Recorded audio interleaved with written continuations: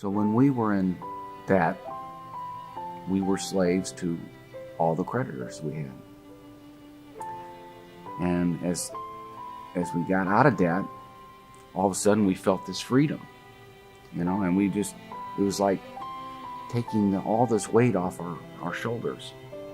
I don't think we realized the burden that we were under when we were servicing our debt and trying to live that lifestyle and funding it through debt. And so I don't know when it was. There was this moment where, like, we were looking at our bank accounts and we just had all this extra.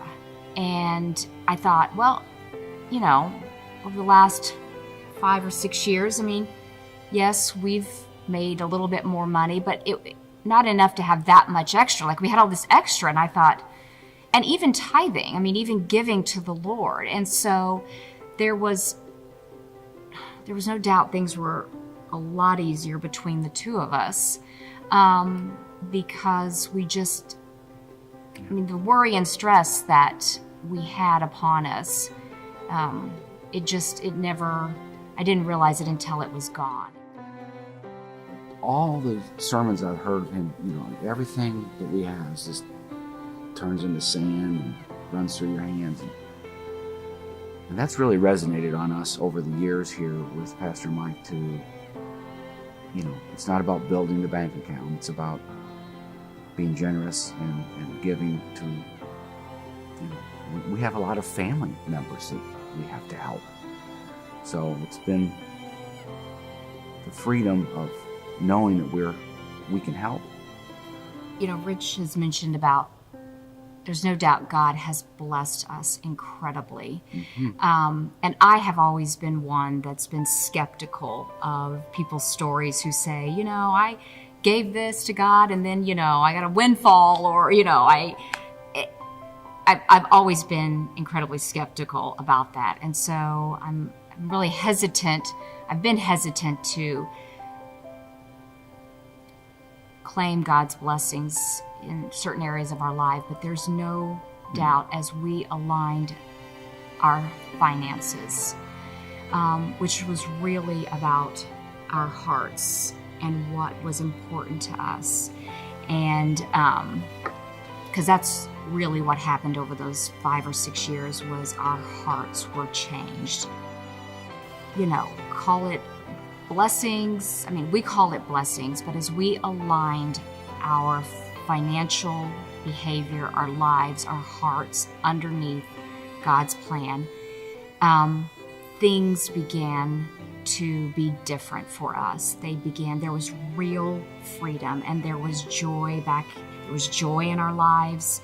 And God blessed us. And I can tell you that there were things that happened in our lives that they're just not explainable, other than, yes, they were financial blessings. There were other blessings that are just, the Lord just protected us and provided for us. And with that freedom came, the Holy Spirit again began to really move in our hearts about,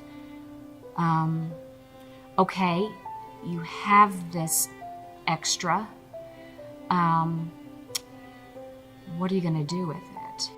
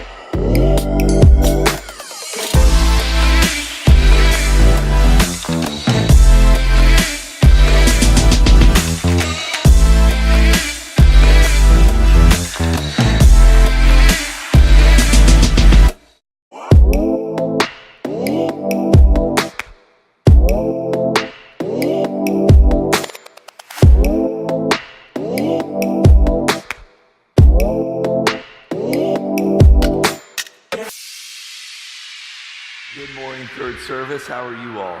Good, Pastor Mike. Good, I'm glad. I have a cold, so I'll just say this up front. And my voice, I woke up this morning, it was almost gone.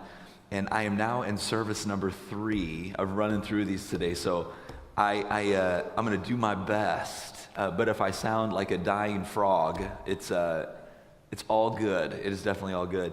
No, I love that I get to be here with you all. And this series has been amazing. And comically, and getting ready for this week. So the different weeks, week number 1, we talked about how the most valuable thing that you have is you.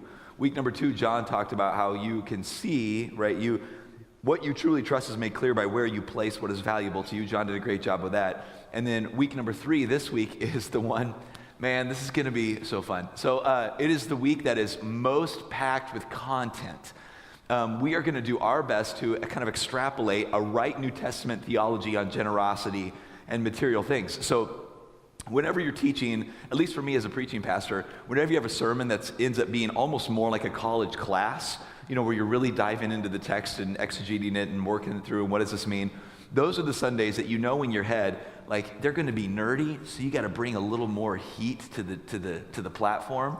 So when I woke up this morning, I was like, all right, I got to bring a little more heat because of the cold, right? So just know I will do my best, glorify God. It's going to be a content-rich message, but God has been working actually in great ways all morning long, so glory be to God. If the person next to you starts falling asleep, they start like nodding off, you can do what my mom used to do. When I was a kid, and of course back then in Oklahoma, you went to church Sunday morning, Sunday night, Wednesday night, all services all the way through. There wasn't all this like kid-friendly stuff. We had youth, but it wasn't during main service time. And if I started nodding off, my mom would reach over there. My mama, dude, she had this powerful thumper like this. She'd reach over, she'd get me right on the earlobe, right there, pop, and that would wake me up. See, if you look, get up close, you can see all the cauliflower ear. That's not from sports. That's from my mother's abuse. I'm just kidding. That's not true, Mom, if you're watching online. I do love you very much. It is from sports. So we can do it together. We can hold each other accountable. We can make this happen. So week number 3, a New Testament theology on giving, our material things, stewardship. What does the New Testament actually teach? Over the years, I have had many conversations with people talking about if Jesus was to show up today, where would he go do ministry? I mean, if he was to come to the greater Indianapolis area, where would he show up? Would Jesus show up here, and would he go and like launch a church downtown with the poor? Maybe. Would he go out to like the soccer fields where everybody plays soccer on Sunday morning and try to do ministry there, the public marketplace, and engage people in that spot? Maybe. I mean, what if Jesus was to go like plant a church and go like right down the road and like rent out Riverside High School or Riverside Junior High and put a flag out there that says like the real Jesus teaches here? That'd be an awesome name for a church, by the way. And would you go to the church? Would you actually want to be a part of a church that Jesus was in? The truth is, probably no. No. Going to school, so like I did exercise science, then I did the philosophy and religion stuff, and then I did seminary after that. Going through that, we had to study and exegete a lot of scripture. What's in it, what content of it. But not just that, we would also spend time looking at the frequency of which things or ideas came out of the text. So like, how often did Jesus teach on hell? How often did Jesus teach on heaven? How often did Jesus teach on money? About a third of every parable out of Jesus' mouth had to do with the hearers' money and what they do with it. Can you imagine if a pastor was to do that in our day and age in North America? Like you were to go to a church and every third sermon the pastor got up there and said, you spend your money wrong, you need to change it, you need to give it to these people, you would leave Jesus' church. You would. Especially in modern North America, because we don't like people talking about our stuff. I mean, here's the hard truth. Here's the hard truth. Jesus talked a lot about money, and Americans don't want a Jesus that messes with their stuff. They don't want a Jesus that messes with their stuff. You want parts of Jesus, but not the whole of Jesus. So what are we going to do today? We're going to pull money out of the dark and teach on it. Now, If you've been in this church very long, you are aware, because many of you have written me on this and asked questions about it, that I talk about our material wealth for sure, but rarely do I pin down like generosity and giving. I rarely talk about that.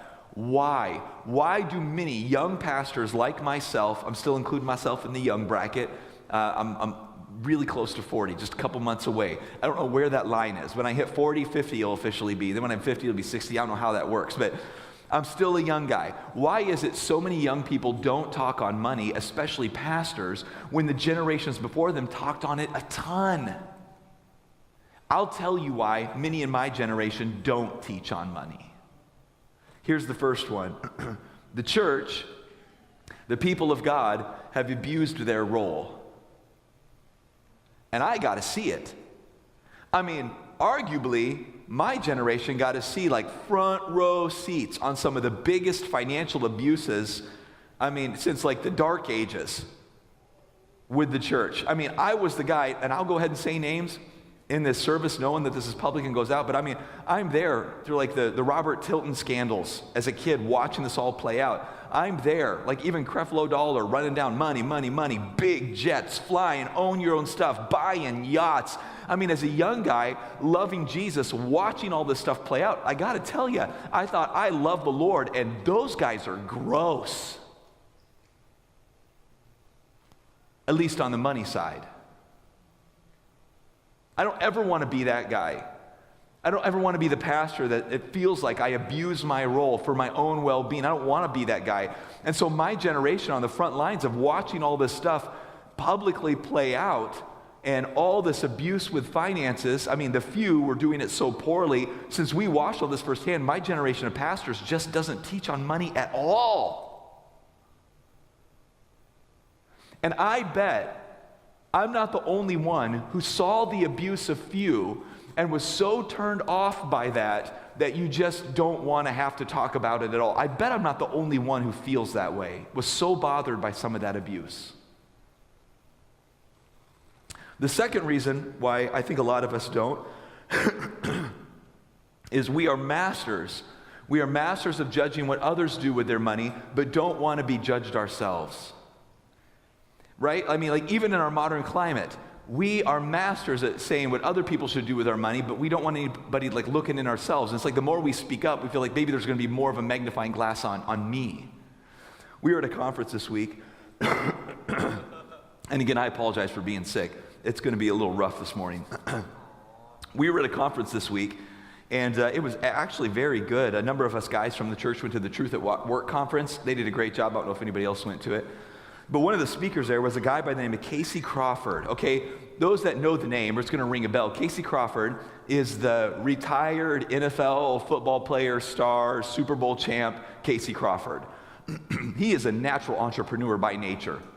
So about 5 years ago, hopefully I've got this right, about 5 years ago, Casey Crawford with three other people, there's four total if I remember the story right from his talk yesterday, or 2 days ago, whenever it was, about 5 years ago, he started a mortgage company, and over the course of 5 years, just 5 years, he grew it from 4 total to 4,000 employees at over 700 locations, doing $100 million of gross revenue in 5 years. They had him speaking at this event because it is one of the fastest growing businesses in North America today. They are killing it. So he's up there and he's talking about wealth, he's talking about how the world views wealth, how modern Americans view wealth, and he made this statement. He happens to be a Christian guy too. He made the same Truth at Work, obviously, so it's like Christian businessmen. We're there with, thousands of other Christian businessmen in this area, and he made this statement, and this is so good and incredibly convicting. He was like, I can sit down with a bunch of Christian brothers and sisters, and I can even ask you hard questions, like, have you been good with your eyes? Have you looked at porn this week? We could have conversations over things as, intense as that. What have you looked at this week? Have you honored God with your eyes? How are you acting with your wife? How's it going in your marriage, family? Is that going okay? We could have hard conversations. Are you in the Word of God? Have you been reading the Word on a regular basis? We could have hard conversations about all these things. But man, if you were to, and this is what he said, he goes, if you were to sit around a table with a bunch of guys and go, let's pass around our W-2s and see what we did with our money. He goes, everybody would be massively offended. Because in America, for sure, he made this case yesterday, in America for sure, it's like money is off limits to you. It's off limits to you. It's mine. I do with it as I please. It's just between me and God. It's not for you to talk about or be aware of.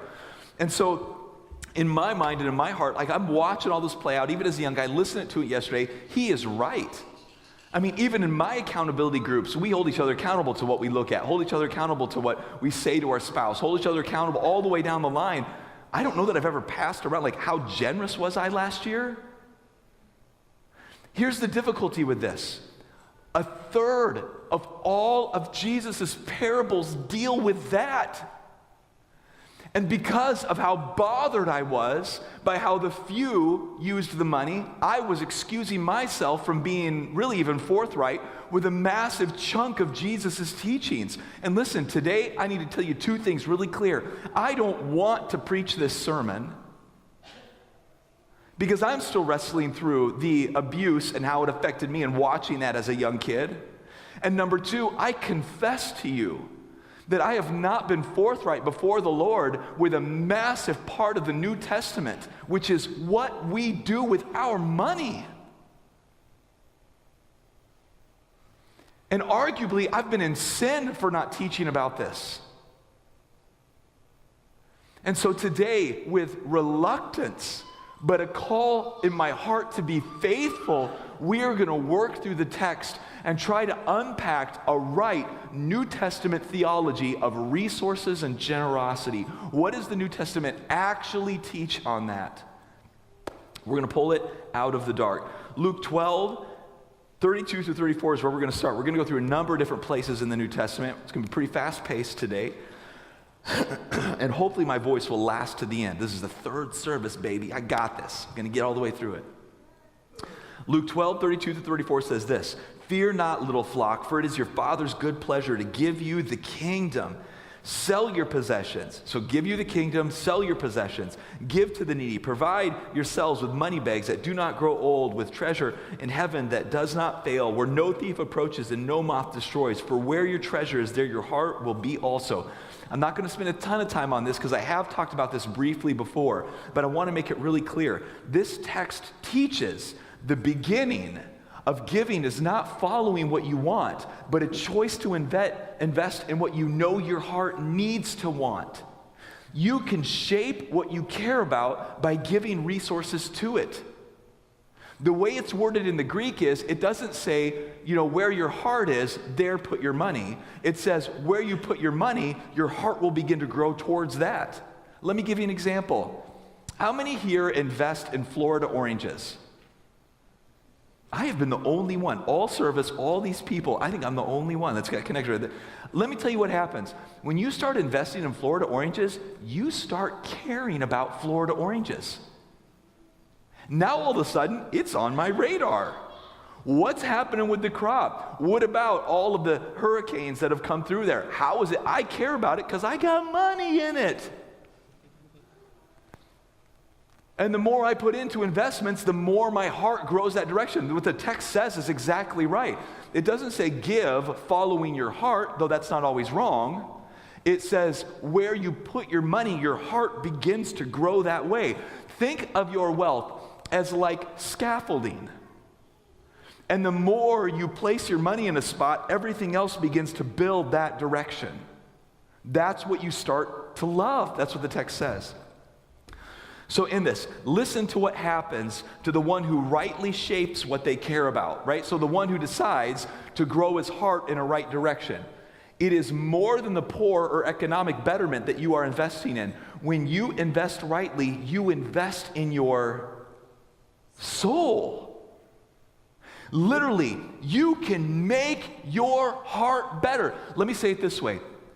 If you know in your mind that you don't care about the poor, if you were to really confess that, even internally, I really don't care about the poor, here would be my challenge to you. Give to them. Start giving at a level where you actually care about what these organizations are doing with your money. The way the Bible teaches it, you will start to care where you place your resources. Care will begin to grow that way. Let me give you another one. And this isn't always positive, right? Taxes. right? Every time we get hit with the taxes. And then I look at what the government does with my money. Now, my money is one little itty bitty and a whole big massive. Boy, that was really deep. Oh, big massive, right? My little itty bitty and the whole big massive bucket, all of a sudden I care a whole lot more about what they're doing because my resources are being forced to go there. Generosity, here's the really important thing. Generosity has always been about the heart, and Jesus gives you a tool for shaping it. Christianity has always been about the heart, and Jesus gives you a tool for shaping it, generosity. You actually have a tool, an arrow in your quiver that you can use to grow your heart, and it's this generosity. That's what the New Testament and Jesus teaches. Are you aware of where you're growing your heart? Have you read that text backwards and thought, I'm only supposed to give where my heart wants to go? Or did you read it rightly and go, oh my goodness, my heart grows towards the things that I put my resources towards? All right, pause on that idea. We need to go to the next side. We're going to continue to build a New Testament theology of generosity. The next one is this, 2 Corinthians 9, 6 through 11. The point is this: whoever sows sparingly will also reap sparingly. Whoever sows bountifully will also reap bountifully. All right, now before I read verse 7 is the main verse that is thrown my way that people use as an excuse not to give. And as we read this verse, you're going to understand that if you cherry pick it out, you miss the context, and context is really important. Remember, good literary work, we ask the linguistic question, what does it actually say in the original language? We ask the literary contextual question, what does it say in the literature around it? We ask the historical question, right? What did it mean to the people in their day and age when they heard it? And then you ask, of course, the one for us, what would this mean for us today? So verse 7 is the main verse people use for not giving at all.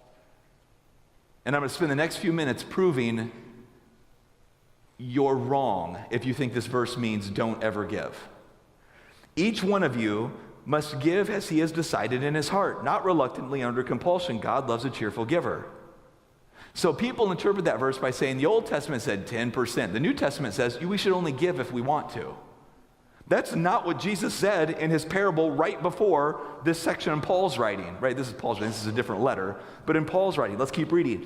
And God said, this continues with Paul, and God is able to make all grace abound to you, so that having all sufficiency in all things at all times, you may abound in every good work. As it is written, he has distributed freely, he has given to the poor, his righteousness endures forever. He who supplied seed to the sower and bread for food will supply and multiply your seed for sowing and increasing the harvest of your righteousness. You will be enriched in every way to be generous in every way, which through us will produce thanksgiving to God. For the ministry of the service is not only supplying the needs of the saints, but also overflowing in many thanksgivings to God. May God add his blessing to the reading of his word. Here's the deal. Verse 7, the main text people use for not being generous. Each one must give as he has decided in his heart, not reluctantly or under compulsion, for God loves a cheerful giver. Let me bring clarity to this. The first stage of understanding this text is this. Paul also works. So you got to remember, the author of this text is Paul. The one prior was Jesus. Right? Jesus did the parable before this text. This is Paul's writing. So Paul works to make clear that this command is not from him.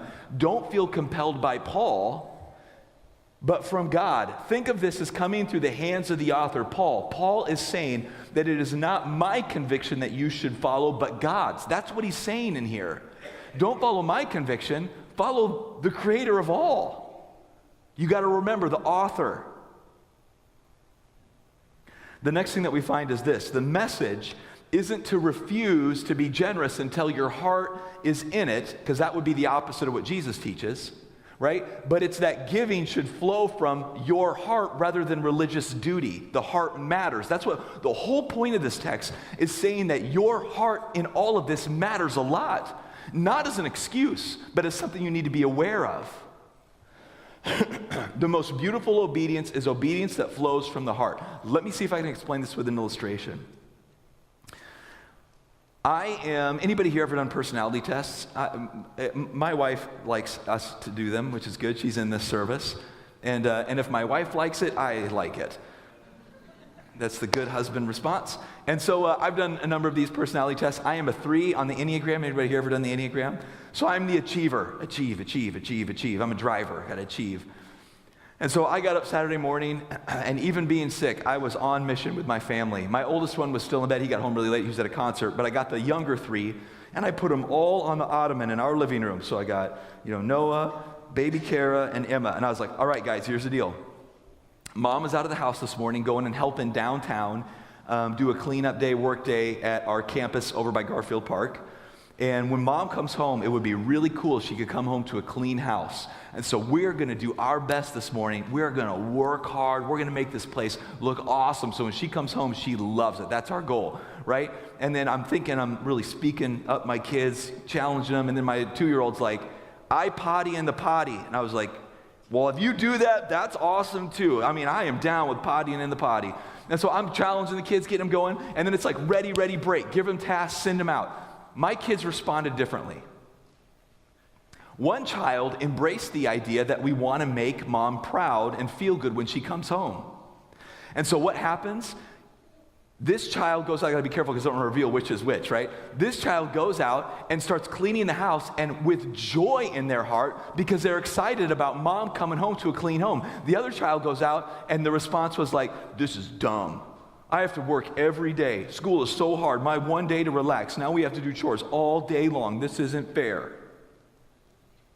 Here's the truth. All of my kids did work because I'm dad.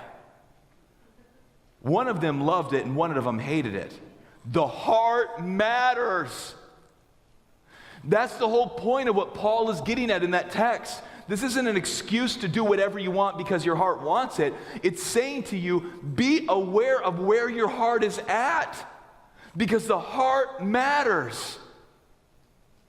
But you can grow your heart and you can shape it. All right, let's keep working our way through this. Luke 7, 47 through 50. So we're building this theology. You can shape what you love. One of the main tools that God gives us, Jesus says himself, is generosity. You can shape your heart by being generous. Your heart grows toward where you invest. We know that Paul talks about the condition of the heart matters a ton. Let's continue to walk into this and build a right New Testament understanding of generosity.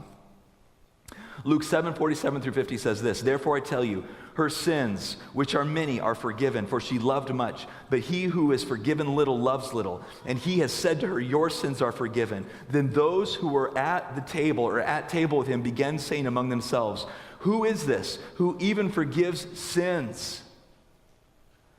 Verse 50, and he said to the woman, your faith has saved you. Go in peace. All right, here's the deal. The people who are the most generous are the ones who realize the overwhelming grace of God. Everything you have is a gift from God, and he wants you to be generous too. Entitlement kills Christ-centered generosity. Entitlement kills Christ-centered generosity.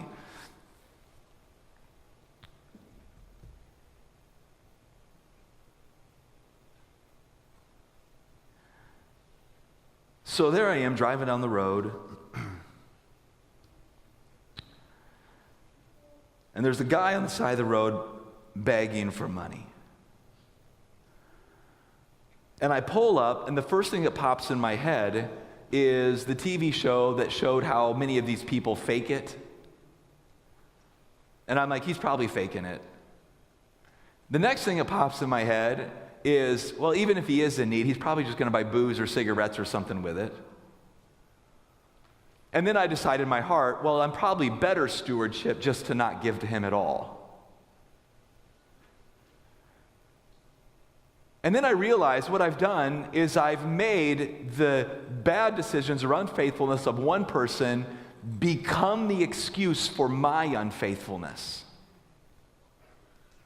See, my willingness to be generous and build my heart is one thing. What he does with what he receives is another thing. He will be held accountable before God with using what has been given to him, but we are also held accountable before God with what we do with what we have. And way too often in our lives, man, hear me clearly, and I am the chief of sinners, to echo Paul in this. I have done this too, way too many times. I have made the sin of somebody else be the excuse for my unfaithfulness.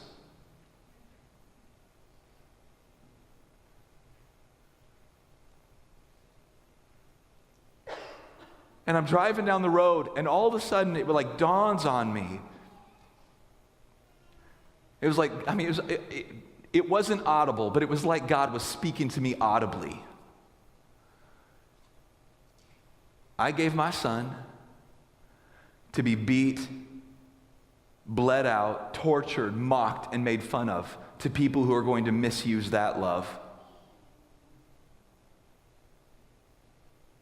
But you withhold yours.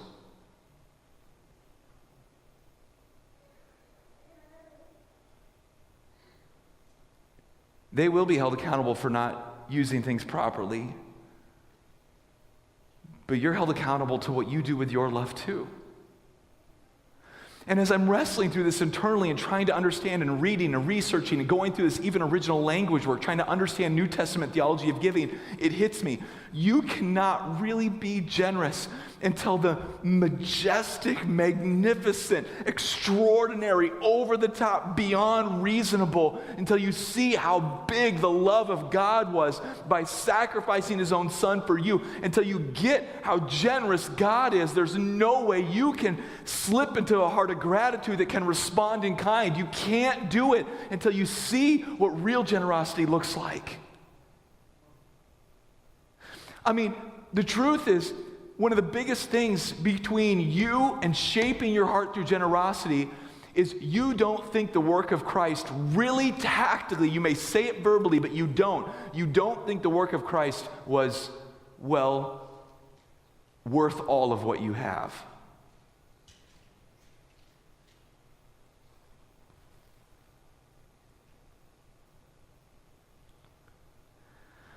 We need to pray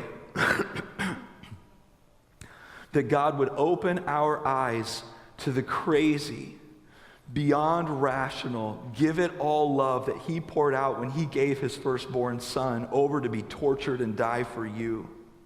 There is no greater gift. When you get this, gratitude should pour out. That's what the author is trying to get into the reader. Not follow your heart, but change your heart and grow it. Christ-centered generosity is a byproduct of you truly getting how gracious God has been to you. I think about this even in my own life. I have my firstborn is a son too. I love you all. Some of you are good friends of mine. To think of handing my son over to be beaten to death, my own son, bled out, tortured, mocked, made fun of, and ultimately tortured to death, that you might understand the depth of love. I love you, but I don't think I would do that for you. I mean, God would have to work in my heart more. And then even bigger yet, God did that for people who he knew wouldn't get it, and he still poured it out. Because at the end of the day, it is not material waste-away things that is the greatest good. The greatest good is understanding love. And any opportunity you have to demonstrate and pour out love is better than money. Than anything, than any stuff is pouring out and letting people tangibly see love. In fact, God thought that was so true, the necessity for people to see, just get a glimpse of real love, that he let his most valuable asset be tortured and bled out and die, that you might see it. That's the heart of our Father. And Paul wants you to see where your heart is and grow at that direction. All right, so in this, and I need to bring this to a close, I'm going to invite Josh up here as I read the Acts text, Acts 4:32 through 37. I want to pause for a moment, and let's go back in time to the inception of the New Testament church. So this is Acts.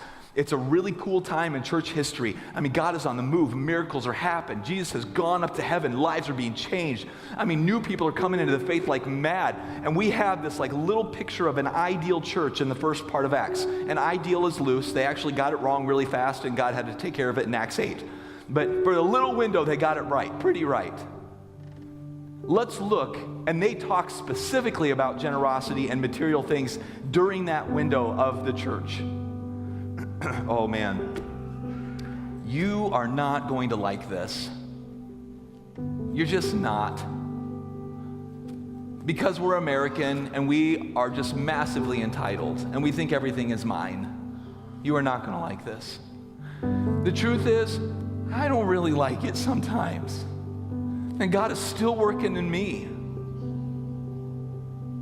But this is where I want to grow my heart. Are you ready? Acts 4:32, starting in verse 32. Now the full number of those who believed were of one heart and soul. No one said that any of the things that belonged to him was his own. That stings already. We haven't even gotten very far into this.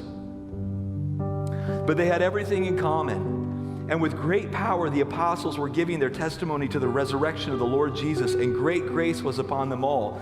There was not a needy person among them, for as many as were owners of lands or houses sold them and bought and brought the proceeds of what was sold and laid it at the apostles' feet. And it was distributed each as any had need. Thus Joseph, who was also called by the apostles Barnabas, which also means son of encouragement, a Levite, a native of Cyprus, sold a field that belonged to him and brought the money and laid it at the apostles' feet. What is happening here? Let's take a look. Let's take a look at an example of ideal giving. Some people say that 10% is an Old Testament rule, and today we should only give what we want to give, based on a misinterpretation of the text I read earlier. Not only do they misunderstand the text they are quoting, they are refusing the actual teaching in the New Testament. Give and give and give and give and give and show love and pour out love and demonstrate generosity and give and give. Every poor person that you can, every heart that can be changed, every individual, give. And you give until none have need. Because what is more valuable than the depth of your bank account is the depth of love in your heart. It is more valuable. And you can own the whole world and forfeit your soul. And it is massively important that you do not give out of religious duty. That is true, but it is also true that if your heart is not in generosity, you are in danger. That is the teaching of the New Testament. Be massive, relentless, glorious conduits of love. Change lives. Provide for those in need. If God has gifted you with stewardship of wealth, then glorify His name. It's the least you could do for what He has done for you. Do good. Make beauty. Usher in mercy. This is the heart of our Father. All right, let me see if I can help you get this. Oh, my throat hurts. I'm almost done. My youngest daughter, our little, not sure we were going to get pregnant again, little girl, Baby Cakes Cara, 2, I love her. She has never met her great-grandma that she is named after. She is named after Cara Lee Mueller. It's her great-grandma on Leslie's side. So Leslie's grandmother, never met her. I don't think Cara's ever met her, has she? She passed away before Cara was born. Cara Lee, Leslie and I grew up in the same hometown. We were boyfriend and girlfriend through a lot of our younger years. You know, we're like an old married couple. We've been together a long time, baby. And when I was in junior high, her grandmother, Cara Lee, who Cara is named after, was my Sunday school teacher. Let me tell you, I made her life miserable. I really did. Me and my cousin Kevin, do you remember this, Leslie? Oh yeah, I'm sure you do. We were in class together, Sunday school. We were little kids in Sunday school. I would sit in the back of the classroom, and Cara Lee, Grandma Cara Lee, she was a feisty woman with a big heart. And I would sit in the back of the classroom, and Cara Lee would go to write on the board. I would take pencils, my cousin Kevin and I, and we would throw them and try to stick them in the ceiling like darts. And I would get like 15 of them stuck in the ceiling before Cara Lee would catch me. And I spent a significant amount of my Sunday school time sitting next to Cara Lee's desk. She was awesome. I loved her. Cara Lee's husband, so Leslie's grandpa, he was a contractor. He did construction, built houses, and it was during the boom in like the 90s, early 2000s when the market was just off the charts. They made a ton of money and became one of the wealthiest families in our church, by far.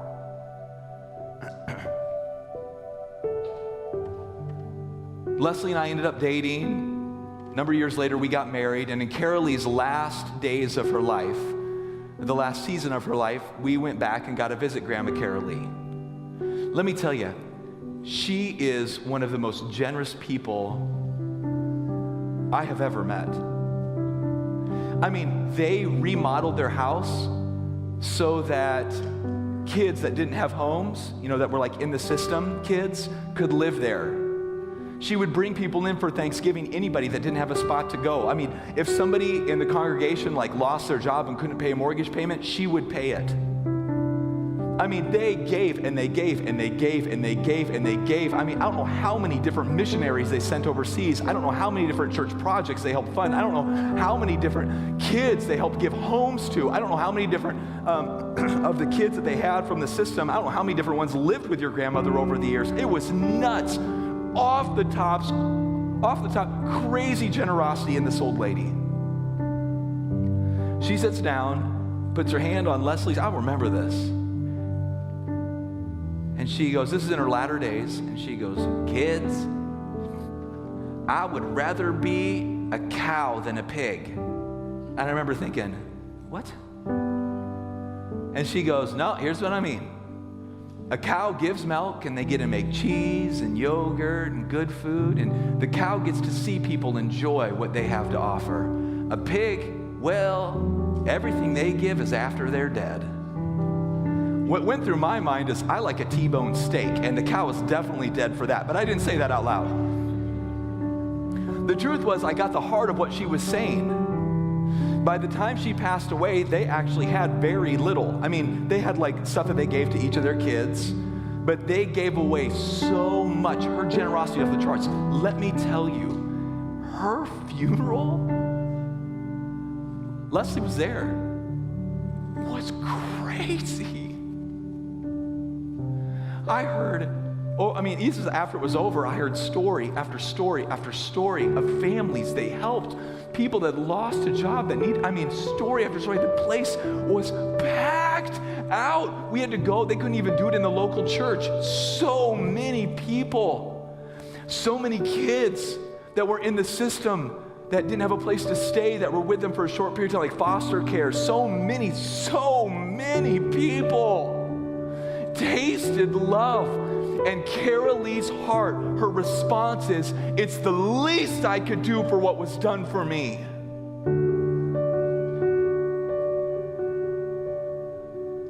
It's the least I could do. You see, that is what generosity is supposed to do. It is to shape your heart and to display love. This is weird to say. The church doesn't need you to give because we're in debt. We actually do really well with our finances. The poor, right? You need to give to all of these things for your own heart. And let me take you right back. As soon as I say that, you know what pops in my mind? The first thing that pops in my mind, even saying that right there, the first thing that popped into my mind was the rich guys that abused it on TV and fly their own jets and live in their yachts and that's the first thing that pops in my mind. And God has to work this out in my soul. I have been so tainted by the abuse of a few, it's hard for me to even be faithful. Now, I do tithe, and we do more than tithe, and we have all the way through a ministry, but I've done it out of a heart because I feel like I'm supposed to. I want to be faithful because I'm supposed to. But I know, even in my own soul, I've got to switch that. Where it's not a supposed to, now it is I get to display love. Looking for people in places where I get to display love. It's got to switch even in me. If you would, pull the Next Steps cards out. I am out of gas. Pull the Next Steps cards out, and I just want you to reflect on this. And if God is working in your heart, I want you to just write on there, you know what? I have not been generous. And I feel convicted to be generous. I need to be generous to the last, the lost, the least, those in need. I need to be generous. I need to display love to people that need to see love. I need to be generous. Write it down. Here's the other thing. If you are somebody, I'm not even sure this is a good idea, okay? So hang with me. If you are somebody that's lost your job and you're not sure how you're going to pay your bills, I want you to write it down. I am in deep need. And put your information on there, and we want to do what we can to help you, which includes even like going to finance classes. We don't want to give you help without teaching you to how to handle help right. But we want to help those that are in need. And my prayer is, in each of these services, it's been awesome to watch, that God will call out those that are in seasons of plenty, and that God will help us become a ministry that can help those that are in seasons of need. And do it right with good stewardship. Display love. If you have any other prayer requests, write it down. If God is working in your heart in any other way, write it down. If you need to rededicate your life, write it down. Just spend some time before the Lord, write on your card, go. We just want to thank you so much for joining us online. If God's working in your heart, we would love to hear from you. Go to www.encountertrinity.com. and make sure to look up our information and send us a message. We want to know what God's doing in your heart. We want you to know that you are loved by God and absolutely have a purpose.